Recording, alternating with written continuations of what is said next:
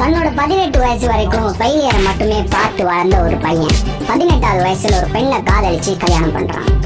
அதுக்கு பின்னாடியாச்சும் லைஃப் நல்லா போகுமேனு பார்த்தா அது அதை விட பயங்கரம். 21வது வயசுல இவன் தொட்டதெல்லாம் தோல்வி, தொடங்குற தொழிலெல்லாம் நஷ்டம். இவன் ஒரு துரதிர்ஷ்டசாலின்னு சொல்லிட்டு இவன் காதலிச்சு கல்யாணம் பண்ண அந்த பெண் குழந்தைய கூட்டிட்டு இவனை டிவோர்ஸ் பண்ணிட்டு போறான். அதுக்கப்புறம் ரொம்பவே மனுஷன் கஷ்டப்பட்டு தன்னால முடிஞ்ச வேலையெல்லாம் பண்றாரு. எதுலயாச்சும் நம்ம சக்சஸ் ஆகிட மாட்டோமா அப்படின்னு அவருக்கு தெரிஞ்சது, அவரால் முடிஞ்சது எல்லாத்தையும் ட்ரை பண்றாரு. ட்ரை எல்லாமே ஃபெயிலியர். எந்த அளவுக்குன்னா அவரோட 65வது வயசு வரைக்கும் ஃபெயிலியர்.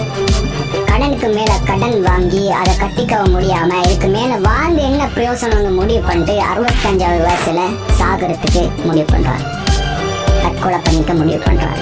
ஒரே ஒரு நிமிஷம் யோசிக்கிறாரு, என்னால என்ன முடியும், எனக்கு என்ன தெரியும் அப்படின்னு கொஞ்சம் லைஃப்பை ரிவைண்ட் பண்ணி பாக்குறாரு.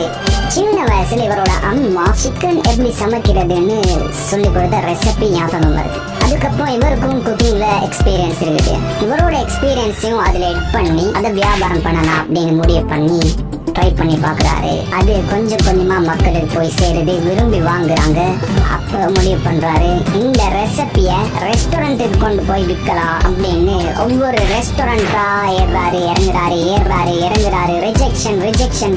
ரிஜெக்ஷன் எந்த அளவுக்குன்னா 1 2 இல்ல 10 20 இல்ல 100 200 இல்ல 1009 ரெஸ்டாரண்ட்ல ரிஜெக்ஷன். மனுஷன் எப்படி சலிச்சு போயிருக்கானோ. Never give up. 1010வது ரெஸ்டாரண்ட்டுக்கு எடுத்துட்டு போறாரு. அந்த ரெஸ்டாரண்ட்டும் க்ளோஸ் ஆகி மூட பாக்குற ஒரு ரெஸ்டாரண்ட். அதுல இந்த ரெசிபியை ஏத்துக்கிறாங்க, இதை ட்ரை பண்ணி பார்க்கலான்னு அவங்களும் ட்ரை பண்றாங்க.